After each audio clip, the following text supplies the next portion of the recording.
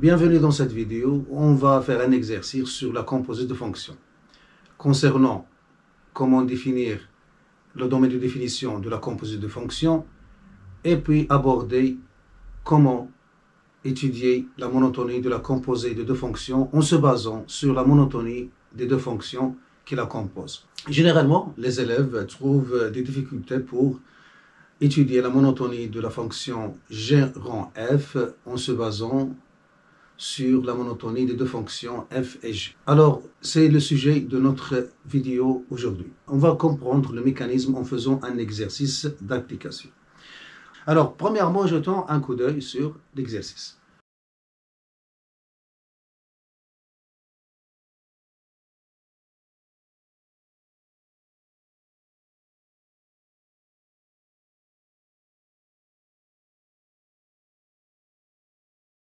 Alors, qu'est-ce qu'il nous donne de l'exercice? Il nous donne une fonction définie par f de x égale x au carré moins 4x plus 3. Et il nous donne une g définie sur l'intervalle moins 5 plus l'infini, fermé en moins 5. Et donc le tableau de variation est celui-ci. Alors, qu'est-ce qu'il nous demande premièrement? Il nous demande de déterminer le domaine de définition de g en f. Alors, faisons un rappel. On a deux fonctions f et g. F a pour domaine de définition d de f et g a pour domaine de définition d de g. Alors, comme on sait, on ne peut calculer l'image d'un élément par f que s'il est dans d de f. Alors, supposons que je prends un élément x qui appartient à d de f. Alors, puisqu'il appartient à d de f, donc j'ai le droit de calculer son image par f et j'obtiens f de x. Alors, si f de x que j'ai calculé, il appartient à d de g, alors maintenant j'ai le droit de calculer l'image de f de x par g, c'est-à-dire j'ai le droit de calculer g de f de x. Alors x appartient à d de f, alors son image par f qui est f de x, il appartient à d de g qui est le domaine de définition de g. Alors maintenant j'ai le droit de calculer g de f de x. Alors cette expression, je l'écris g rang f de x. Donc, g rang f est une fonction qui est obtenue à partir de f et g. Alors, dans cet ordre, c'est-à-dire la fonction f qui est la première, elle est écrite à droite. Donc, g rang f, la composée, quand je dis la composée de f et g, donc ça veut dire que f, il est à droite et g, il est à gauche. C'est-à-dire, c'est f qui est appliqué la première. Alors, il faut faire attention à l'ordre. Alors, d'après ça, on va comprendre comment définir le domaine de définition de g rang f. Alors, domaine de g rang f, c'est quoi? C'est l'ensemble des x qui appartiennent à R, puisqu'on travaille avec les fonctions numériques à variable réelle, tel que ce x que je prends, je dois avoir le droit de calculer f de x, c'est-à-dire f de x existe si x appartient à d de f. Donc, ce x que je prends, il doit appartenir à d de f. Alors, quand j'ai calculé f de x, alors ce f de x, il doit être dans d de g. Donc, et f de x qu'on a calculé, il doit appartenir à d de g. Alors, voilà comment on définit le domaine de définition de la fonction g rang f. Alors, on va appliquer ce qu'on a fait dans le rappel. Donc, d de g rang f, c'est quoi? C'est l'ensemble des x qui appartiennent à R, tel que... Alors, puisque j'applique f la première, donc x, il doit appartenir à d de f. Et quand je calcule l'image, alors toujours il faut avoir cette écriture en tête, f de x, pour faciliter la compréhension. Je prends x, donc il doit être dans d de f, la voilà. Et quand je calcule f de x, il doit être dans d de g. Et f de x, il doit être dans d de g. Alors, c'est-à-dire x appartient à R. Alors, d de f, c'est quoi? Alors, puisque c'est une fonction polynôme, donc d de f, c'est R. Donc ça, x appartient à R, donc je l'ai déjà écrit, donc pas la peine de le répéter. Donc, qu'est-ce qu'il me reste? Donc, f de x doit appartenir à d de g. d de g, c'est moins 5 plus l'infini. C'est-à-dire que f de x doit être supérieur ou égal à moins 5. C'est-à-dire x qui appartient à R, tel que... Alors, je remplace f de x par son expression qui est x carré moins 4x plus 3 supérieur ou égal à moins 5. Et ça, il donne x qui appartient à R, tel que x carré moins 4x plus 8 est supérieur ou égal à 0. Pour étudier le signe de ça, je peux utiliser le discriminant delta et je le trouve qu'il est négatif. Donc, quel que soit x, cette expression est strictement positive parce que le a, il est positif. Hein? Mais en connaissant la forme canonique, donc j'arrive à, donc x appartient à R, tel que x moins, alors toujours la forme canonique, donc x au carré moins ax, c'est quoi? C'est x moins a sur 2, le tout au carré. Alors je divise ça en 2 et tout de suite, hein, je retranche son carré. Donc avec la pratique, ça devient mécanique. Alors, en appliquant, maintenant on a a est égal à 4, donc c'est moins 2 au carré. Et je retranche moins 4, moins 2 au carré qui est 4, plus 8 qui est supérieur ou égal à 0. Et ça donne x appartenant à R, tel que x moins 2 au carré, ça plus 4 est supérieur ou égal à 0. Et vous voyez que ça est strictement positif, et ça est positif, donc la somme elle sera strictement positive. Donc il est positif, donc je peux dire que c'est R. Donc domaine de définition de G rond F est R. Alors ceux qui veulent utiliser le discriminant, alors on a delta égale à b au carré moins 4ac. Alors on le répète pour le retenir. Alors on a b c'est moins 4, donc au carré ça donne 16. Moins 4 fois 8, ça fait moins 32. Alors ça donne moins 16. Alors delta négatif, ceci implique, quel que soit x appartenant à R, x au carré moins 4x plus 8, et puisque le a qui est le 1 là, voilà, est strictement positif, alors ça est strictement positif. Et on arrive, puisqu'il est toujours positif, donc le domaine de G rond F est égal à R, on n'a rien à exclure. Mais je vous incite à bien connaître la forme canonique parce qu'elle est très utile dans plusieurs leçons que vous aurez l'occasion de voir. Alors on arrive à la deuxième question où il nous demande d'étudier la monotonie de G rond F sur, bien sûr, sur son domaine de définition qu'on a montré qui est R. Alors maintenant on va aborder comment étudier la monotonie de G rond F à partir du sens de variation de F et G. Alors, supposons que F est défini d'un intervalle I vers un intervalle J. Et que G est défini de J vers R. C'est-à-dire pour que je puisse définir G rond F. Alors, chaque fois que je prends un X qui appartient à I, quand je calcule son image, il est dans J, qui est le départ de G, et donc j'ai le droit de calculer G de f de X, c'est-à-dire G rond F de X. Alors qu'est-ce qu'il nous dit la propriété de cours? Alors, il nous dit que si f est croissant sur I et G est croissant sur J, alors G rond F est croissant sur I. De même, si f est décroissante sur I et G est décroissante sur J, alors G rond F est croissante sur I. Dans le cas contraire, c'est-à-dire si le sens de variation de F sur I et le contraire du sens de variation de G dans J, alors G rond F est décroissante sur I. Alors par la pratique, qu'est-ce qu'on fait? Donc, ce J, on le remplace par F de I. Alors F, il est défini de I vers F de I. Voilà, c'est ça J. Et là, on aura F, et là, on aura G vers R. Alors, si le sens de variation de F sur I est le même que le sens de variation de G sur F de I, F, il sera croissante. Dans le cas contraire, c'est-à-dire F et G ont des sens de variation opposés, F sur I et G sur F de I, alors la fonction G rond F sera décroissante sur I. Alors, mais dans la pratique, qu'est-ce qu'ils nous disent? Ils nous disent que si F et G ont le même sens de variation, alors G rond F est croissante.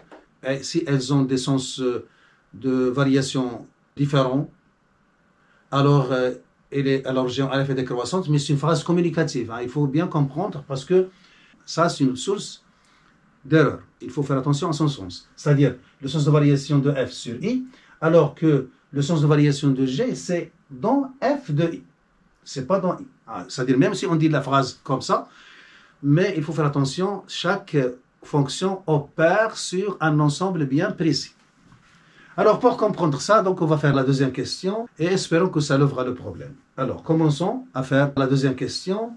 Alors, on va construire premièrement le tableau de variation de f. Alors, c'est une fonction de référence. Un élève doit faire le tableau de variation en 1 minute parce qu'il est de référence. Alors, on va le faire là. Alors, qu'est-ce qu'on a? On a moins b sur 2a est égal à 2. Et f de 2, je le calcule. Alors, f de 2, je trouve, c'est moins 1. Alors, on a a est égal à 1, implique que a est strictement positif. Donc, le tableau de variation, comme on l'a appris dans le cours, donc c'est moins l'infini. Et là, c'est le 2, moins b sur 2a. Et là, c'est plus l'infini. Et là, f de x. Alors, puisque a est positif, donc on a un minimum. Donc ça, c'est f de 2 qui est moins 1. Voilà donc le tableau de variation de f qu'on va utiliser avec ce tableau de g pour déduire le tableau de variation de g en f. La question, alors qui commande? Alors qu'est-ce qu'il fait f? Alors f, il transporte les éléments, les images vers le domaine de définition de g. Mais l'important, c'est il les met où? Est-ce qu'il va les mettre là? Est-ce qu'il va les mettre là? Ou bien là. Alors, vous me dites pourquoi, parce que là, la fonction elle est croissante. Donc, cette croissance de g, il va réagir avec la monotonie que va transporter f vers l'intervalle. Parce que, par exemple, supposons par exemple que les éléments de là, je vais les transporter, les éléments de moins l'infini 2, je vais tous les transporter vers l'intervalle moins 5, 0. C'est-à-dire leurs images, ils seront dans moins 5, 0. Alors, qu'est-ce qu'on aura? On aura décroissance avec croissance. Donc, les sens de variation sont opposés. Donc, la fonction g en f est décroissante. Donc, quel est mon travail? C'est quand est-ce que f va transporter les images là? Et quand est-ce qu'il va les transporter là? Et quand est-ce qu'il va les transporter là? Et c'est fini. C'est-à-dire, si vous comprenez ça, vous avez gagné. Comprenons ceci. Alors, la première chose à faire est de construire le tableau de variation de g en f et le remplir au fur et à mesure que détermine le sens de variation de la fonction g en f sur les intervalles qu'on va désigner. Alors là, on a le tableau de variation de f. Et comme on a dit, la première question qui se pose, c'est que quand je prends x dans moins l'infini plus l'infini, c'est-à-dire dans R, et je calcule son image, alors il va tomber où? Est-ce qu'il va tomber dans moins 5, 0, ou bien dans 0,3, l'intervalle 0,3, ou bien dans l'intervalle 3 plus l'infini? Alors pourquoi? Parce que la fonction g change la variation dans ces intervalles. Et là, on a deux intervalles où la fonction a des variations spécifiques. Là, elle est décroissante et là, elle est croissante. Alors, la première chose à faire, c'est, je me demande quand est-ce que j'aurai 0 là. Alors, vous me dites pourquoi? Parce que je vais me demander quand est-ce que f de x est là. C'est-à-dire f de x est négatif. Alors, si je prends 0 là, alors vous constatez que là, les images sont positives et là, les images sont négatives. Alors, je vais le désigner. Voilà 0. Alors, 0. Là, les f de x sont inférieurs à 0, donc ils sont là. D'accord? Et puisque moins 1, il remonte, donc je vais me demander, est-ce qu'il y a un 0 là? Donc, c'est une question qui se pose. Mais je ne sais pas si ce 0 existe. Je vais vérifier. Alors, pour x appartenant à 1, alors on a. Alors, première chose, f de x égale à 0. Cela veut dire que x carré moins 4x plus 3 égale à 0.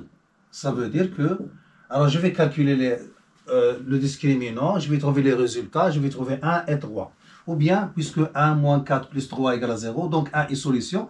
Et notre solution, c'est C sur A qui est égal à 3. Donc, ça veut dire que x est égal à 1 ou x égale à 3. Bien sûr, avec un discriminant ou bien directement. Alors, l'image de 1 par f est 0. L'image de 3 par f est 0. Donc, je viens là et je désigne le 1 et le 3. Et j'aurai là 0. Et là, 0. C'est-à-dire l'image de 1, c'est 0. L'image de 3, c'est 0. Et maintenant, je me pose la question. Quand est-ce que f de x égale à 3 pour déterminer les intervalles qui vont m'en donner les intervalles images, des intervalles inclus dans le domaine de f par f. Alors, je vais résoudre maintenant f de x égale à 3. Alors, ça veut dire que x carré moins 4x plus 3 égale à 3. Ça veut dire que x carré moins 4x, le 3 s'élimine avec 3, il reste 0. Je factorise, donc x facteur de x moins 4, et ça donne 0. Ça veut dire que x égale à 0, ou bien x moins 4 égale à 0, c'est-à-dire x égale à... Alors, x moins 4 égale à 0, ça veut dire x égale à 4. Donc, et je fais de même. Alors, l'image de 0 par f, c'est 3. Donc, là, c'est 0. L'image, c'est 3. Et là, c'est 4. Et l'image, c'est 3. Et voilà, j'ai déterminé, ou bien j'ai préparé les outils pour travailler. Alors, regardez qu'est-ce que je vais faire. Alors, si je, dans l'intervalle moins l'infini 0, vous remarquez que les images sont supérieures à 3. Supérieures à 3. Donc, f de x est là. Chaque x que je prends là, entre inférieur à 0, son image est là. Et je peux conclure que l'image de l'intervalle moins l'infini 0 par la fonction f, elle est incluse dans l'intervalle 3 plus l'infini. L'image de l'intervalle 0,1 par f, c'est l'intervalle 0,3. Donc, on est là. L'image de l'intervalle 1, 2 et l'intervalle moins 1, 0. Donc, je suis là. L'image de 2, 3, c'est l'intervalle moins 1, 0. Donc, je suis là. L'image de l'intervalle 3, 4, c'est 0, 3. Donc, je suis là. L'image de 4 plus l'infini, elle est incluse dans 3 plus l'infini et je suis là. Et voilà. Donc, on va utiliser ce qu'on a dit avant, la phrase communicative. S'ils ont le même sens de variation, donc gérant f est croissante. Et dans le cas contraire, elle est décroissante. Alors, il suffit de rédiger. Alors, on va commencer la rédaction. Alors, je vais effacer ça pour gagner un peu de la place. Alors, commençons la rédaction de la réponse. Petit a. On commence par le premier intervalle qui est moins l'infini 0. Alors, et avant, je vais représenter ces nombres dans le tableau de variation de gérant f. Donc, on a 0, on a 1, on a 2, on a 3 et on a le 4. Alors, on va travailler dans moins l'infini 0. Alors, f, comment elle est dans l'intervalle moins l'infini 0, elle est décroissante. Alors, f est décroissante sur l'intervalle moins l'infini 0. Et d'après ça, quand je prends x là, son image elle est supérieure à 3. Donc je conclus f de moins l'infini 0, elle est incluse dans 3 plus l'infini. Et puisque g est... Alors comment elle est dans 3 plus l'infini, la fonction g, elle est croissante. Et croissante sur 3 plus l'infini, alors on a f décroissante et g décroissante, donc g en f est décroissante. Alors g en f est décroissante sur l'intervalle de départ qui est moins l'infini 0.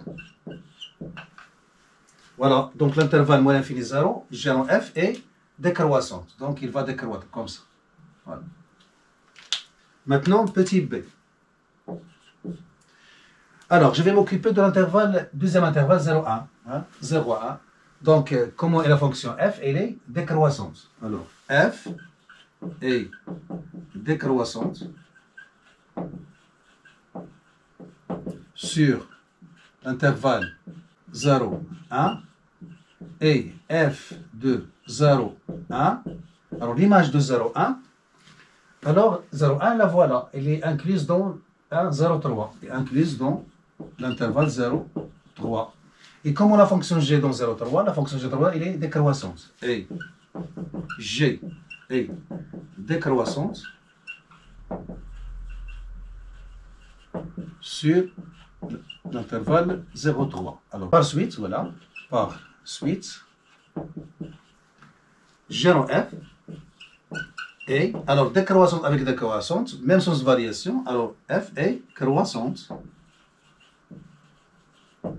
sur l'intervalle de départ qui est 0,1. Alors on a fini avec 0,1, on commence avec l'intervalle 1,2. Alors petit c, alors f est, alors l'intervalle 1,2, alors la fonction est décroissante. F est décroissante sur 1,2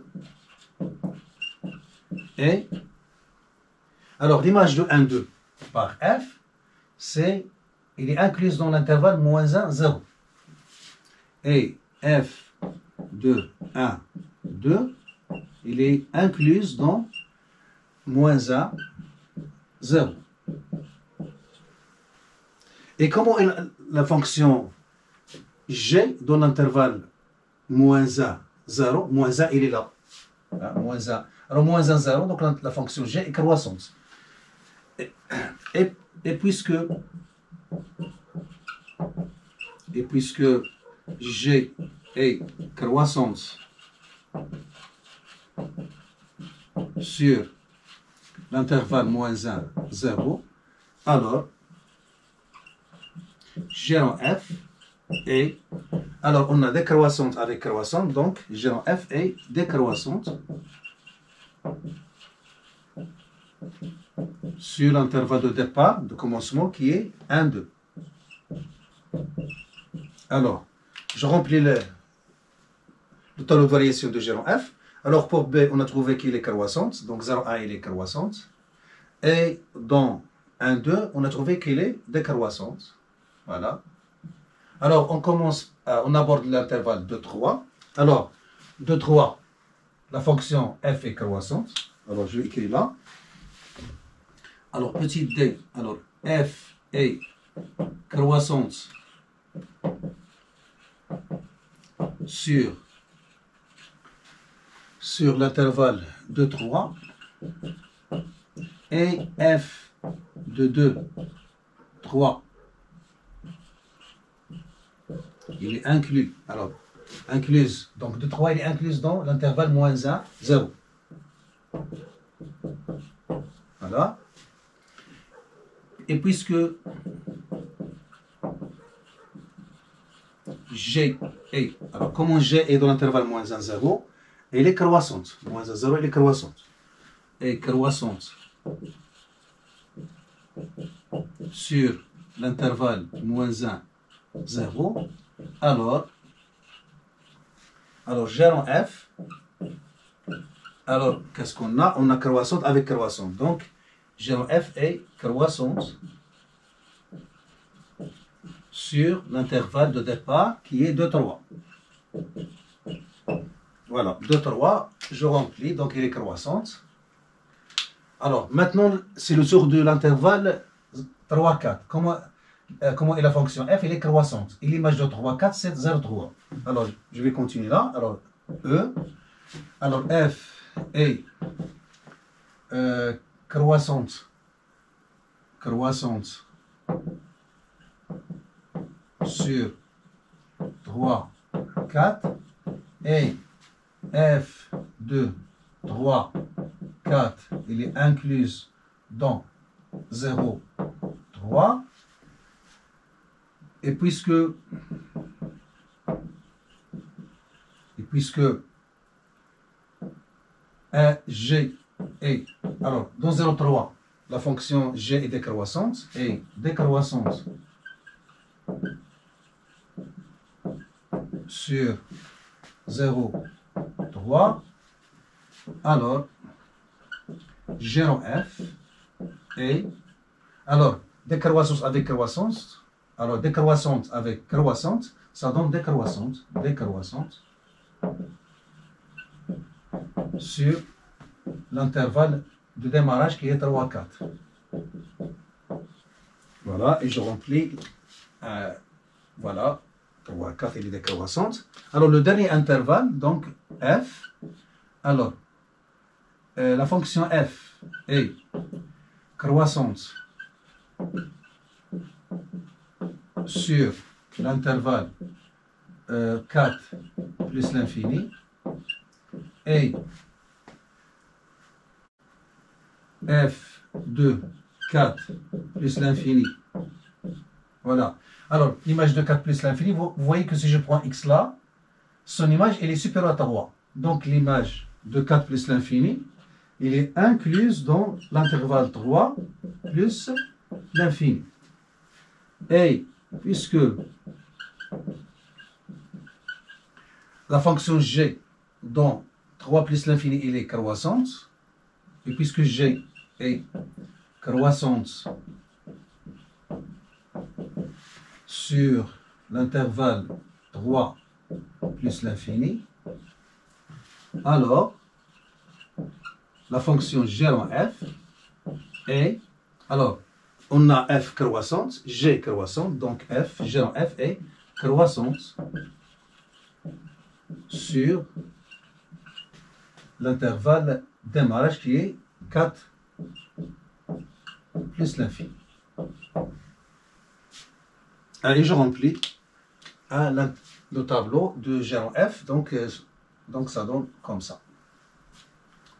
Alors vous voyez, c'est-à-dire pour ne pas se perturber, alors F est croissant sur 4 plus l'infini, et j'écris F de 4 plus l'infini. Regardez, c'est très simple pour le mémoriser. F est croissant sur 4 plus l'infini, et F de 4 plus l'infini. Le voilà, il est inclus dans l'ensemble qui est l'intervalle qui est relié à G, qu'on cherche bien sûr à déterminer, et le voilà, il est 3 plus l'infini. 3 plus l'infini. C'est-à-dire, c'est une technique très facile pour capturer les choses. F est croissante sur 4 plus l'infini, et F de 4 plus l'infini. F est croissante sur 3, 4, et F de 3, 4. Vous regardez. F est décroissante sur moins l'infini 0, et F de moins l'infini 0. Le voilà. F est décroissante sur 0, 1, et F de 0, 1 est incluse. Donc c'est un mécanisme simple, et ça devient mécanique si on retient bien les choses. Alors qu'est-ce qu'il nous reste à faire? Il nous reste à faire à calculer les images des éléments où F change de variation. Alors pour 0, alors l'image de 0 par F c'est 3. Voilà, F de 0 c'est 3. Et l'image de 3 par G c'est moins 2. Donc là c'est moins 2. Alors l'image de 1. Si je calcule l'image de 1 par F, je trouve 0. Alors voilà, 1 c'est 0. L'image de 0 par G c'est 0. Donc là c'est 0. L'image de 2. Alors l'image de 2 c'est moins 1. Mais je n'ai pas l'image de moins 1. Parce que G il est inconnu. Ils l'ont donné avec seulement un tableau de variation. Mais si j'ai l'expression de G, je peux le calculer. Maintenant, qu'est-ce que je vais faire? Je vais écrire G de moins 1. C'est-à-dire l'image de moins 1 par G. Alors je passe à 3. 3. L'image de 3 par F c'est 0. Et l'image de 0 par G c'est 0. Donc là j'ai un 0. Le dernier nombre, 4. Alors 4, l'image de 4 par F c'est 3. Et l'image de 3 par G c'est moins 2. Alors j'aurai là moins 2. Et j'ai terminé l'étude de la monotonie de G F sur son domaine de définition qui est R.